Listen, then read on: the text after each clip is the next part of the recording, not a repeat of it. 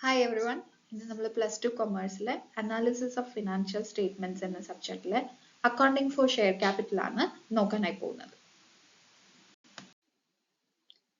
ഒരു കമ്പനിയുടെ ക്യാപിറ്റൽ ഒരു വലിയ നമ്പർ ഓഫ് പേഴ്സൺസ് ആയ ഷെയർ ഹോൾഡേഴ്സ് കോൺട്രിബ്യൂട്ട് ചെയ്യുന്നതാണ്. ഇവരാണ് കമ്പനിയുടെ റിയൽ ഓണേഴ്സ്. പക്ഷെ ഷെയർ ഹോൾഡേഴ്സ് എല്ലാവരും കമ്പനിയുടെ മാനേജ്മെന്റിൽ ഡയറക്റ്റ് ആയിട്ട് പങ്കെടുക്കാനായിട്ട് സാധിക്കില്ല. അതുകൊണ്ട് അവരുടെ റെപ്രസെന്റേറ്റീവ് ആയിട്ട് ബോർഡ് ഓഫ് ഡയറക്ടേഴ്സിനെ എലക്ട് ചെയ്യുന്നു. ഇവരാണ് കമ്പനിയുടെ അഫയേഴ്സ് മാനേജ് ചെയ്യുന്നത്. വാസ്തവത്തിൽ ഒരു കമ്പനിയുടെ എല്ലാ കാര്യങ്ങളും കമ്പനീസ് ആക്ട് 2013 പ്രൊവിഷൻസ് അനുസരിച്ചിട്ടാണ് നടക്കുന്നത്. കമ്പനീസ് ആക്ട് 2013 അല്ലെങ്കിൽ മുൻപുള്ള കമ്പനീസ് ആക്ടുകളിൽ രജിസ്റ്റർ ചെയ്ത അല്ലെങ്കിൽ ഇൻകോർപ്പറേറ്റ് ചെയ്ത ഓർഗനൈസേഷനെയാണ് നമ്മൾ കമ്പനി എന്ന് പറയുന്നത്. ഒരു കമ്പനി സാധാരണയായിട്ട് ക്യാപിറ്റൽ റൈസ് ചെയ്യുന്നത് ഷെയർ ക്യാപിറ്റൽ വഴിയായിരിക്കും, അല്ലെങ്കിൽ ഡിബഞ്ചേഴ്സ് ഇഷ്യൂ ചെയ്തുകൊണ്ടായിരിക്കും. ഈ ചാപ്റ്ററിൽ അക്കൗണ്ടിംഗ് ഫോർ ഷെയർ ക്യാപിറ്റൽ, കമ്പനിയിലെ ഷെയർ ക്യാപിറ്റലിന്റെ അക്കൗണ്ടിംഗ് എങ്ങനെയാണെന്നാണ് നമ്മൾ പഠിക്കാനായിട്ട് പോകുന്നത്. Features of A company. ഒരു കമ്പനി എന്ന് പറയുന്നത് പലരെയും, അതായത് ഷെയർ ഹോൾഡേഴ്സിനെ ഉൾപ്പെടുത്തി അവരുടെ മണി അല്ലെങ്കിൽ മണീസ് വർത്ത്, പണം അല്ലെങ്കിൽ സാധനമായിട്ടുള്ള റിസോഴ്സസ് കോൺട്രിബ്യൂട്ട് ചെയ്ത് കോമൺ പർപ്പസിനായിട്ട് ഉപയോഗിക്കുന്ന ഒരു ഫോം ഓഫ് ബിസിനസ് ഓർഗനൈസേഷൻ ആണ്. കമ്പനിക്ക് ചില സ്പെഷ്യൽ ഫീച്ചേഴ്സ് ഉണ്ട്. അവ എന്തൊക്കെയാണെന്നുള്ളതാണ് നമ്മളിപ്പോൾ നോക്കാനായിട്ട് പോകുന്നത്. First one, body corporate. കമ്പനികൾ ലോയിന്റെ പ്രൊവിഷൻസ് പ്രകാരമാണ് ഫോം ചെയ്തിരിക്കുന്നത്. ഇന്ത്യയിലെ സാധാരണ കമ്പനീസ് ആക്ട് പ്രകാരമാണ് കമ്പനീസ് എല്ലാം രജിസ്റ്റർ ചെയ്യുന്നത്. പക്ഷെ ബാങ്കിങ് ആൻഡ് ഇൻഷുറൻസ് കമ്പനിക്കായിട്ട് വേറെ സെപ്പറേറ്റ് ലോസ് ഉണ്ട്. Next, separate legal entity. കമ്പനിക്ക് സെപ്പറേറ്റ് ലീഗൽ എൻറ്റിറ്റി ഉണ്ട്. അത് ഷെയർ ഹോൾഡേഴ്സിൽ നിന്ന് വ്യത്യസ്തമാണ്. കമ്പനിക്ക് സ്വന്തമായിട്ട് പ്രോപ്പർട്ടീസ് ഓൺ ചെയ്യാം, കോൺട്രാക്ട് സൈൻ ചെയ്യാം, അതേപോലെ ബാങ്ക് അക്കൗണ്ട് തുറക്കാനും ഒക്കെ സാധിക്കും. Next, limited liability. കമ്പനിയിലെ മെമ്പേഴ്സ് അല്ലെങ്കിൽ ഷെയർ ഹോൾഡേഴ്സ് അവരുടെ ഷെയർസിലെ അൺപെയ്ഡ് എമൗണ്ട് വരെയുള്ളതാണ് അവരുടെ ലയബിലിറ്റി എന്ന് പറയുന്നത്. ഇനി ഗ്യാരണ്ടി കമ്പനികളുണ്ട്. ഗ്യാരണ്ടി കമ്പനികളിൽ, അതായത് കമ്പനീസ് ലിമിറ്റഡ് ബൈ ഗ്യാരണ്ടി, അവരുടെ ലയബിലിറ്റി എന്ന് പറയുന്നത് എത്ര എമൗണ്ട് ആണോ ഗ്യാരണ്ടി ചെയ്തത് ആ എമൗണ്ട് മാത്രമായിരിക്കും അവരുടെ ബാധ്യത എന്ന് പറയുന്നത്. Next, perpetual succession. Company law വഴി ഉണ്ടായ ഒരു ആർട്ടിഫിഷ്യൽ പേഴ്സൺ ആണ്. അതുകൊണ്ട് മെമ്പേഴ്സ് ചേഞ്ച് ചെയ്താലും കമ്പനീസ് നിലനിൽക്കും. ഷെയർ ഹോൾഡേഴ്സിന്റെ ഡെത്തോ ഇൻസോൾവൻസിയോ ഒന്നും കമ്പനിയുടെ എക്സിസ്റ്റൻസിനെ അഫക്റ്റ് ചെയ്യില്ല. Members may come and go, but the company should continue. Next, common seal. Company ഒരു ആർട്ടിഫിഷ്യൽ പേഴ്സൺ ആയതിനാൽ അത് തന്റെ പേരിൽ എന്ത് ചെയ്യാനായിട്ട് പറ്റില്ല, സൈൻ ചെയ്യാനായിട്ട് കഴിയില്ല. അതുകൊണ്ട് കോമൺ സീൽ ഉപയോഗിക്കുന്നു. കോമൺ സീൽ പറയുന്നത് കമ്പനിയുടെ ഒരു ഒഫീഷ്യൽ സിഗ്നേച്ചർ പോലെയാണ്. കമ്പനി സീൽ ഇല്ലാത്ത ഡോക്യുമെന്റ്സ് കമ്പനിയെ ബൈൻഡ് ചെയ്യാനായിട്ട് പറ്റില്ല. Next, transferability of shares. Public limited company ആണെന്നുണ്ടെങ്കിൽ അതിലെ ഷെയർസ് നമുക്ക് ഫ്രീ ആയിട്ട് ട്രാൻസ്ഫർ ചെയ്യാനായിട്ട് പറ്റും. അതിനു വേണ്ടിയിട്ട് മറ്റുള്ള മെമ്പേഴ്സിന്റെയോ മറ്റും കൺസെന്റിന്റെ ആവശ്യമില്ല. പക്ഷെ ആർട്ടിക്കിൾസ് ഓഫ് അസോസിയേഷനിൽ ട്രാൻസ്ഫറിനെ കുറിച്ചിട്ട് അതിന്റെ പ്രൊസീജിയറിനെ കുറിച്ച് പ്രിസ്ക്രൈബ് ചെയ്യുന്നുണ്ടെന്നുണ്ടെങ്കിൽ അത് പ്രകാരം മാത്രമേ ഷെയർസ് ട്രാൻസ്ഫർ ചെയ്യാനായിട്ട് പറ്റുള്ളൂ. Next, may sue or B SUD. കമ്പനിക്ക് കോൺട്രാക്ട്സിൽ എൻ്റർ ചെയ്യാനായിട്ട് സാധിക്കും. മറ്റുള്ളവരെ കോൺട്രാക്ട് ബ്രീച്ച് ചെയ്താൽ അവർക്ക് എഗെയിൻസ്റ്റ് ആയിട്ട് കേസ് കൊടുക്കാനായിട്ട്, സ്യൂ ചെയ്യാനായിട്ട് സാധിക്കും. അതുപോലെ തന്നെ കമ്പനിയെ മറ്റുള്ളവർക്കും സ്യൂ ചെയ്യാനായിട്ട് സാധിക്കും. Next, classification of companies. On the basis of liability of members. മെമ്പേഴ്സിന്റെ ലയബിലിറ്റിയുടെ അടിസ്ഥാനത്തിൽ കമ്പനി എങ്ങനെയൊക്കെ ക്ലാസിഫൈ ചെയ്യാം എന്നുള്ളത് നോക്കാം. ആദ്യം വരുന്നത് കമ്പനി ലിമിറ്റഡ് ബൈ ഷെയർസ്. ഇവിടെ മെമ്പേഴ്സിന്റെ ലയബിലിറ്റി എന്ന് പറയുന്നത് അവരുടെ ഷെയർസിന്റെ നോമിനൽ വാല്യൂ വരെ മാത്രമാണ്. ഒരു എക്സാമ്പിൾ പറയുകയാണെങ്കിൽ, ഒരാൾ തന്റെ ഷെയറിന്റെ മുഴുവൻ എമൗണ്ടും പേ ചെയ്ത് കഴിഞ്ഞാൽ കമ്പനിയുടെ ഡെപ്സിന് വേണ്ടിയിട്ട് ആ പേഴ്സന്റെ പ്രൈവറ്റ് പ്രോപ്പർട്ടിയിൽ നിന്ന് ഒന്നും തന്നെ കൊടുക്കേണ്ടതായിട്ടില്ല. ലയബിലിറ്റി എൻഫോഴ്സ് ചെയ്യുന്നത് എപ്പോഴായിരിക്കും? ലയബിലിറ്റി എൻഫോഴ്സ് ചെയ്യുന്നത് കമ്പനി നിലനിൽക്കുന്ന സമയത്തും അതേപോലെ തന്നെ വൈൻഡ് അപ്പ് സമയത്തും ആയിരിക്കും. Next, company limited by guarantee. ഇവിടെ ലൈബിലിറ്റി എന്ന് പറയുന്നത് ഷെയർ ഹോൾഡേഴ്സ് ഗ്യാരണ്ടി ചെയ്ത എമൗണ്ട് മാത്രമായിരിക്കും ആ ഒരു കമ്പനിക്ക് വേണ്ടി ഷെയർ ഹോൾഡേഴ്സിന്റെ ലൈബിലിറ്റി എന്ന് പറയുന്നത്. ലൈബിലിറ്റി അറേസ് ചെയ്യുന്നത് കമ്പനി വൈൻഡ് അപ്പ് ആവുന്ന സമയത്ത് ആയിരിക്കും. Next companies limited unlimited company. ഇവിടെ ലൈബിലിറ്റിക്ക് ഒരു ലിമിറ്റും ഇല്ല. കമ്പനിയുടെ പ്രോപ്പർട്ടി ഡെപ്റ്റ് കമ്പനിയുടെ ഡെപ്റ്റ്സ് തീർക്കാനായിട്ട് തികയാതെ വന്നാൽ മെമ്പേഴ്സ് അവരുടെ പ്രൈവറ്റ് പ്രോപ്പർട്ടി ഉപയോഗിക്കേണ്ടതായിട്ട് വരും. ക്രെഡിറ്റേഴ്സിന് നേരിട്ട് മെമ്പേഴ്സിൽ നിന്ന് എമൗണ്ട് ക്ലെയിം ചെയ്യാനായിട്ട് സാധിക്കും. ഇന്ത്യയിൽ ഇത്തരം കമ്പനീസ് ഇല്ല, പക്ഷെ കമ്പനീസ് ആക്ടിൽ ഇങ്ങനത്തെ അൺലിമിറ്റഡ് കമ്പനീസിനുള്ള അനുമതി നൽകുന്നുണ്ട്. നമ്പർ ഓഫ് മെമ്പേഴ്സിന്റെ ബേസിസിൽ കമ്പനിയെ നമുക്ക് എങ്ങനെ ക്ലാസിഫൈ ചെയ്യാം എന്നുള്ളത് നോക്കാം. പ്രൈവറ്റ് ലിമിറ്റഡ് കമ്പനി പറഞ്ഞാൽ എന്താണ്? പ്രൈവറ്റ് കമ്പനിയുടെ ആർട്ടിക്കിൾസ് ഓഫ് അസോസിയേഷനിൽ ചില നിയന്ത്രണങ്ങളൊക്കെ പറയും. ഉദാഹരണത്തിന് ഷെയർസ് ട്രാൻസ്ഫർ ചെയ്യാനുള്ള റെസ്ട്രിക്ഷനെ കുറിച്ച് പറയും. അതേപോലെ കുറഞ്ഞത് പ്രൈവറ്റ് കമ്പനിയിൽ 2 മെമ്പേഴ്സ് എങ്കിലും വേണം. പക്ഷെ OPCക്ക് ഇതൊരു എക്സെംഷൻ ആണ്. OPC എന്താണെന്നുള്ളത് നെക്സ്റ്റ് പറയാം. OPC അല്ലാത്ത പ്രൈവറ്റ് ലിമിറ്റഡ് കമ്പനീസിലെല്ലാം മിനിമം 2 മെമ്പേഴ്സ് എങ്കിലും വേണം. മാക്സിമം അവിടെ 200 മെമ്പേഴ്സ് വരെ പാടുള്ളൂ. എംപ്ലോയീസ് ഒഴികെ മാക്സിമം അവിടെ 200 മെമ്പേഴ്സേ പാടുള്ളൂ. പബ്ലിക് കമ്പനി എന്ന് പറഞ്ഞാൽ ഒരു കമ്പനി അത് പ്രൈവറ്റ് കമ്പനി അല്ലാത്തതൊക്കെ എന്താണ്? പബ്ലിക് കമ്പനിയാണ്. പ്രൈവറ്റ് കമ്പനിയുടെ സബ്സിഡറി അല്ലെങ്കിൽ അത് പബ്ലിക് കമ്പനിയായി കണക്കാക്കും. പബ്ലിക് കമ്പനിയിൽ ഷെയർസ് ഫ്രീലി ട്രാൻസ്ഫർ ചെയ്യാനായിട്ട് നമുക്ക് സാധിക്കും. നെക്സ്റ്റ് വരുന്നത് 1% കമ്പനിയാണ്. കമ്പനീസ് ആക്ട് 2013 സെക്ഷൻ 2 സബ്സെഷൻ 62 പ്രകാരം OPC എന്ന് പറയുന്നത് only 1 person as A member ഉള്ള കമ്പനിയാണ് OPC പറയുന്നത്. ആ OPC 1% കമ്പനി എന്നാണ് അതിന്റെ ഫുൾ ഫോം വരുന്നത്. ആ പേര് പറയുന്ന പോലെ തന്നെ അതിൽ ഒരാൾ മാത്രമേ മെമ്പർ ആയിട്ട് ഉണ്ടാവുള്ളൂ. കമ്പനീസ് ഇൻകോർപ്പറേഷൻ റൂൾ 2014 പ്രകാരം OPC ഫോം ചെയ്യാൻ ഒരു നാച്ചുറൽ പേഴ്സൺ, ഒരു ഇന്ത്യൻ സിറ്റിസൺ, അതായത് റെസിഡന്റ് ഇന്ത്യന് മാത്രമായിട്ട് ഫോം ചെയ്യാനായിട്ട് സാധിക്കും. അത് non banking financial investment activities ചെയ്യാനായിട്ട് പാടില്ല. അതിന്റെ പെയ്ഡ് അപ്പ് ഷെയർ ക്യാപിറ്റൽ എന്ന് പറയുന്നത് 50 lakhsോ അതിൽ താഴെയോ ആയിരിക്കണം. അതേപോലെ അതിന്റെ average turn over last 3 years 2 crores താഴെയാണെങ്കിൽ മാത്രമാണ് അതിനെ 1% കമ്പനി ആയിട്ട് കൺസിഡർ ചെയ്യുള്ളൂ. Share capital of A company. ഒരു കമ്പനി ആർട്ടിഫിഷ്യൽ പേഴ്സൺ ആയതുകൊണ്ട് അതിന് സ്വന്തമായിട്ട് ക്യാപിറ്റൽ ജനറേറ്റ് ചെയ്യാനായിട്ട് സാധിക്കില്ല. അതുകൊണ്ട് ക്യാപിറ്റൽ പല ആളുകളിൽ നിന്നും കളക്ട് ചെയ്യണം. ഇവരെ നമ്മൾ എന്ത് വിളിക്കും? ഷെയർ ഹോൾഡേഴ്സ് എന്നാണ് പറയുന്നത്. അവര് കോൺട്രിബ്യൂട്ട് ചെയ്യുന്ന എമൗണ്ടിനെയാണ് നമ്മൾ എന്ത് പറയുന്നത്? ഷെയർ ക്യാപിറ്റൽ എന്ന് പറയുന്നത്. ഷെയർ ഹോൾഡേഴ്സ് വളരെ കൂടുതലായതിനാൽ ഓരോരുത്തർക്കും സെപ്പറേറ്റ് ക്യാപിറ്റൽ അക്കൗണ്ട് ഓപ്പൺ ചെയ്യാൻ സാധിക്കില്ല. അതുകൊണ്ട് എല്ലാ കോൺട്രിബ്യൂഷൻസും ഒരുമിച്ച് മെർജ് ചെയ്ത് ഒരു ഷെയർ ക്യാപിറ്റൽ അക്കൗണ്ട് ആയിട്ടാണ് നമ്മൾ അക്കൗണ്ട്സിൽ കാണിക്കാറ്. ഇനി കാറ്റഗറീസ് ഓഫ് ഷെയർ ക്യാപിറ്റൽ. ആദ്യത്തേത് ഓതറൈസ്ഡ് ക്യാപിറ്റൽ. മെമ്മറാണ്ടം ഓഫ് അസോസിയേഷനിൽ കമ്പനി ഇഷ്യൂ ചെയ്യാൻ അനുവദിച്ചിട്ടുള്ള മാക്സിമം ഷെയർ ക്യാപിറ്റലിനെയാണ് നമ്മൾ എന്ത് പറയുന്നത്? ഓതറൈസ്ഡ് ക്യാപിറ്റൽ എന്ന് പറയുന്നത്. ഇതിനെ നോമിനൽ ക്യാപിറ്റൽ അല്ലെങ്കിൽ രജിസ്റ്റേർഡ് ക്യാപിറ്റൽ എന്ന് നമ്മൾ വിളിക്കാറുണ്ട്. കമ്പനി ഓതറൈസ്ഡ് ക്യാപിറ്റലിനേക്കാൾ അധികമായിട്ട് ക്യാപിറ്റൽ റൈസ് ചെയ്യാനായിട്ട് സാധിക്കില്ല. ആവശ്യമെങ്കിൽ ലോ പ്രകാരം അത് ഇൻക്രീസ് ചെയ്യാനോ ഡിക്രീസ് ചെയ്യാനായിട്ടോ പറ്റും. ഓതറൈസ്ഡ് ക്യാപിറ്റൽ ഒന്നില്ലെങ്കിൽ ഇൻക്രീസ് ചെയ്യാം, ഡിക്രീസ് ചെയ്യാം. കമ്പനി മുഴുവൻ ഓതറൈസ്ഡ് ക്യാപിറ്റലും ഒരുമിച്ച് ഇഷ്യൂ ചെയ്യേണ്ടതായിട്ടില്ല. ആവശ്യത്തിനനുസരിച്ച് മാത്രം എന്ത് ചെയ്താൽ മതി? ഇഷ്യൂ ചെയ്താൽ മതി. Next issued capital. ഓതറൈസ്ഡ് ക്യാപിറ്റലിൽ നിന്ന് പബ്ലിക്കിന് സബ്സ്ക്രിപ്ഷനായിട്ട് ഇഷ്യൂ ചെയ്യുന്ന ഭാഗത്തിനെയാണ് ഇഷ്യൂഡ് ക്യാപിറ്റൽ എന്ന് പറയുന്നത്. വെണ്ടേഴ്സിനും മെമ്മറാണ്ടം സൈൻ ചെയ്തവർക്കും ഇഷ്യൂ ചെയ്ത ഷെയർസും ഇതിൽ എന്ത് ചെയ്യും? നമ്മൾ കൗണ്ട് ചെയ്യും. ഓതറൈസ്ഡ് ക്യാപിറ്റലിൽ ഇഷ്യൂ ചെയ്യാത്ത ഭാഗത്തിനെയാണ് നമ്മൾ എന്ത് പറയുക? Unissued capital. ഈ ക്യാപിറ്റൽ പിന്നീടായിരിക്കും നമ്മൾ എന്ത് ചെയ്യുക? ഇഷ്യൂ ചെയ്യുന്നുണ്ടാവുക. Next subscribed capital. ഇഷ്യൂഡ് ക്യാപിറ്റലിൽ നിന്ന് പബ്ലിക് ആക്ച്വലി സബ്സ്ക്രൈബ് ചെയ്ത ഭാഗത്തിനെയാണ് നമ്മൾ എന്ത് പറയുന്നത്? സബ്സ്ക്രൈബ്ഡ് ക്യാപിറ്റൽ എന്ന് പറയുന്നത്. ഷെയർസ് പബ്ലിക് മുഴുവനായിട്ട് സബ്സ്ക്രൈബ് ചെയ്താൽ ഇഷ്യൂഡ് ക്യാപിറ്റലും സബ്സ്ക്രൈബ്ഡ് ക്യാപിറ്റലും ഈക്വൽ ആയിരിക്കും. പക്ഷെ പബ്ലിക് കുറച്ചേ സബ്സ്ക്രൈബ് ചെയ്തിട്ടുള്ളൂ എന്നുണ്ടെങ്കിൽ ഇഷ്യൂഡ് ക്യാപിറ്റലിനെക്കാട്ടിലും കുറവായിരിക്കും എന്ത്? Subscribed capital. പബ്ലിക് അധികമായിട്ടാണ് സബ്സ്ക്രൈബ് ചെയ്തതെന്നുണ്ടെങ്കിൽ അവിടെ ഓവർ സബ്സ്ക്രിപ്ഷൻ വരും. അപ്പോൾ കമ്പനി അലോട്ട് ചെയ്യുക ഇഷ്യൂഡ് ക്യാപിറ്റൽ വരെ മാത്രമായിരിക്കും, കൂടുതൽ ഇഷ്യൂ ചെയ്യാനായിട്ട് സാധിക്കില്ല.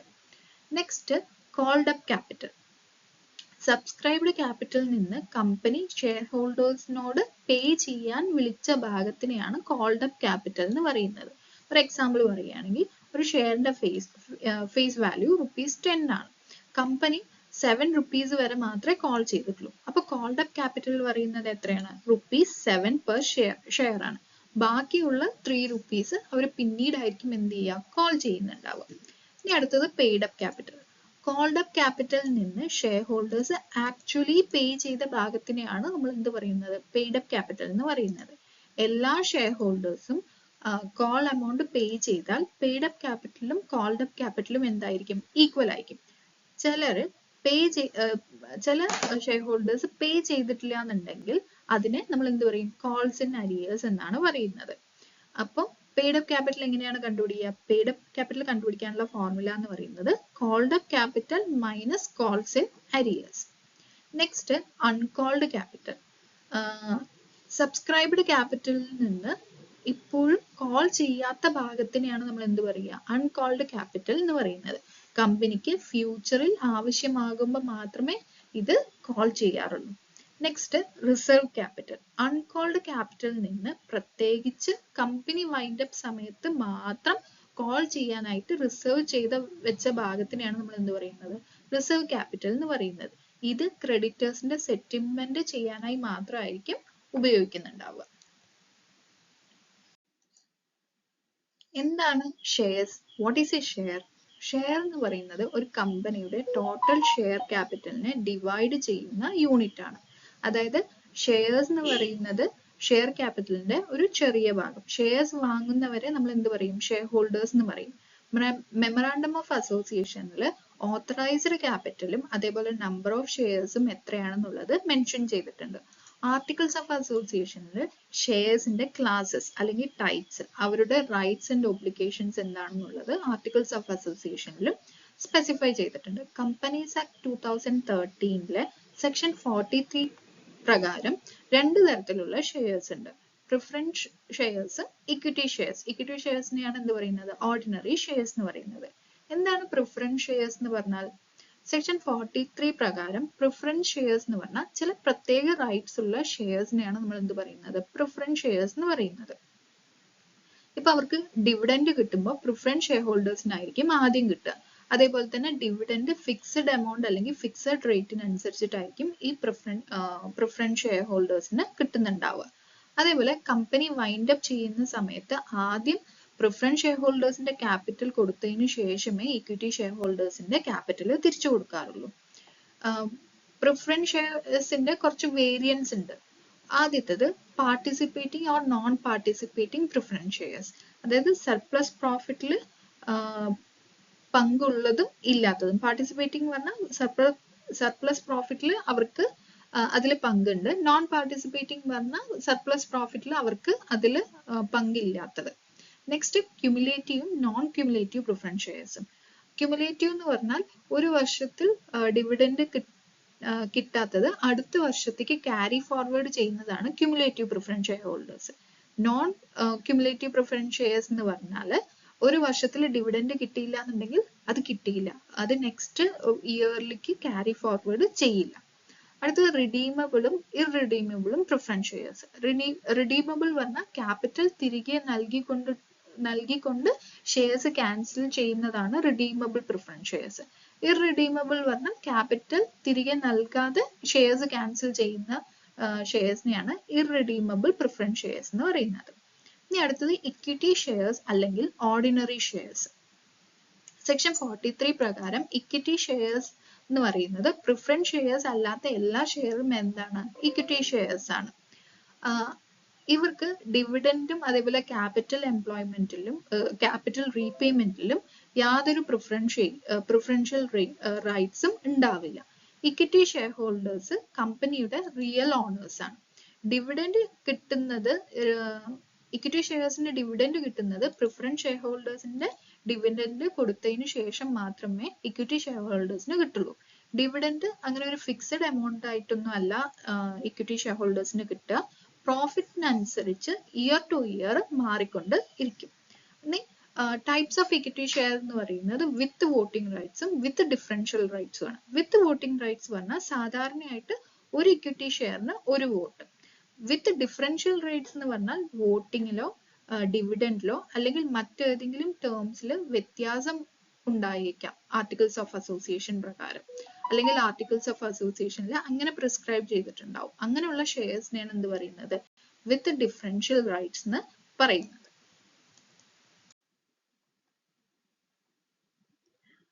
ഇഷ്യൂ ഓഫ് ഷെയർസ് അല്ലെങ്കിൽ ഷെയർ ഇഷ്യൂ പ്രൊസീജിയേഴ്സ് എന്തൊക്കെയാണെന്നുള്ളതാണ് നമ്മൾ ഇനി നോക്കാനായിട്ട് പറയുന്നത്. Instalment in share capital collection. കമ്പനിക്ക് ക്യാപിറ്റൽ ഒരുമിച്ച് വേണ്ടാന്നുണ്ടെങ്കിൽ ഗ്രാജുവലി ഇൻസ്റ്റാൾമെന്റ് ആയിട്ട് ഷെയർ ഹോൾഡേഴ്സിൽ നിന്ന് കളക്ട് ചെയ്യാനായിട്ട് സാധിക്കും. Application money. എന്താണ് അപ്ലിക്കേഷൻ മണി? ഷെയർ അപ്ലൈ ചെയ്യുമ്പോൾ കൊടുക്കുന്ന ആദ്യത്തെ ഇൻസ്റ്റാൾമെന്റിനെയാണ് എന്ത് പറയുന്നത്? അപ്ലിക്കേഷൻ മണി എന്ന് പറയുന്നത്. Next allotment money. Shares allot ചെയ്യുമ്പോൾ നൽകേണ്ട രണ്ടാമത്തെ ഇൻസ്റ്റാൾമെന്റിനെയാണ് അലോട്ട്മെന്റ് മണി എന്ന് പറയുന്നത്. Next calls. പിന്നീടുള്ള ഇൻസ്റ്റാൾമെന്റ്സിനെയൊക്കെയാണ് നമ്മൾ എന്ത് പറയുന്നത്? കോൾസ് എന്ന് പറയുന്നത്. First call, second call, final call എന്നിങ്ങനെ. ഫൈനൽ ഇൻസ്റ്റാൾമെന്റ് എന്ന് പറയുന്നത് ഫൈനൽ കോൾ ആയിരിക്കും. ചിലപ്പോൾ കമ്പനി ഫുൾ എമൗണ്ട് അപ്ലിക്കേഷൻ ടൈമിൽ തന്നെ എന്ത് ചെയ്യാം? കോൾ ചെയ്യാം. ഇനി steps in issue of shares. എന്തൊക്കെയാണ് ഷെയർസ് ഇഷ്യൂ ചെയ്യുമ്പോൾ ഫോളോ ചെയ്യേണ്ട സ്റ്റെപ്സ്? ആദ്യം ഇഷ്യൂ ഓഫ് പ്രോസ്പെക്ടസ്. പ്രോസ്പെക്ടസ് എന്ന് പറയുന്നത് പബ്ലിക്കിനെ ഇൻവൈറ്റ് ചെയ്യുന്ന ഒരു ഡോക്യുമെന്റ് ആണ്.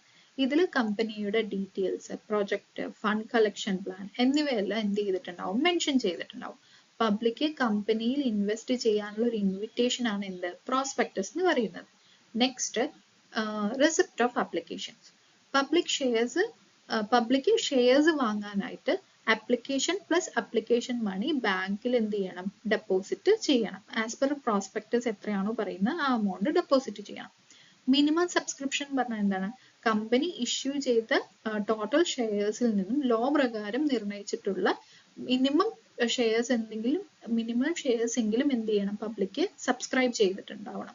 അങ്ങനെ സബ്സ്ക്രൈബ് ചെയ്തിട്ടില്ല എന്നുണ്ടെങ്കിൽ കമ്പനിക്ക് ഷെയർസ് അലോട്ട് ചെയ്യാനായിട്ട് പറ്റില്ല. അപ്പോൾ അതുവരെ അപ്ലിക്കേഷൻ മണി പേ ചെയ്തത് 130 ദിവസത്തിനുള്ളിൽ തിരിച്ച് നൽകുകയും ചെയ്യണം. ഇനി allotment of shares. Minimum subscriptions കിട്ടിയാൽ മാത്രം കമ്പനി ഷെയർസ് അലോട്ട് ചെയ്യാനായിട്ട് സാധിക്കുള്ളൂ. Letter of allotment. ഷെയർസ് കിട്ടിയവർക്ക് അയക്കുന്നതാണ് എന്ത്? ലെറ്റർ ഓഫ് അലോട്ട്മെന്റ് എന്ന് പറയുന്നത്. ലെറ്റർ ഓഫ് റിഗ്രറ്റ് എന്ന് പറയുന്നതോ ഷെയർസ് കിട്ടാത്തവർക്ക് അയക്കുന്നതാണ് ലെറ്റർ ഓഫ് റിഗ്രറ്റ് എന്ന് പറയുന്നത്. അലോട്ട്മെന്റ് കഴിഞ്ഞാൽ കമ്പനിക്കും അപ്ലിക്കൻസിനും ഇടയിൽ വാലിഡ് ആയിട്ടുള്ള ഒരു കോൺട്രാക്ട് ആവും. അപ്പൊ അലോട്ട്മെന്റ് കഴിഞ്ഞാൽ ഈ അപ്ലിക്കൻസ് എല്ലാവരും ആരാവും? ഷെയർ ഹോൾഡേഴ്സ് ആവും. ഇനി ഇഷ്യൂ ഓഫ് ഷെയർസ്.